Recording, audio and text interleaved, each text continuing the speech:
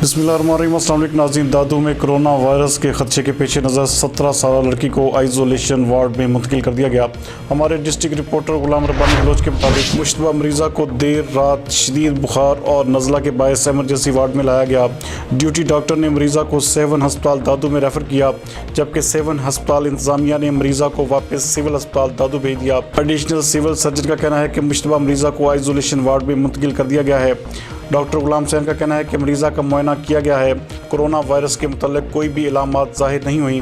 मुश्तबा मरीज़ा को एहतियाती तौर पर आइसोलेशन वार्ड में रखा जाएगा, जबकि सिविल अस्पताल में सहूलियात न होने की वजह से मरीज़ा को दरबदर किया गया। कोरोना वायरस से बचाव के लिए सिविल अस्पताल दादू में टेस्ट किट्स भी अभी तक मौजूद नहीं हैं। कोरोना वायरस का एक पेशेंट आया है, उसमें शक जाहिर किया गया है और आपकी टीम भी गई थी, तो अभी क्या सिचुएशन है उस पेशेंट की? जैसा कि ये रात तकरीबन 11 बजे हमारे इमरजेंसी वार्ड में पेशेंट आया था। इज़्ज़त खातून इसका नाम है। तो इसको 2 किस्म की अलामात थी, टेम्परेचर था और इसको खांसी की तकलीफ थी। तो हमारे डॉक्टर ने सस्पेक्ट किया था, तो रात को हमने 7 भेजा इसको।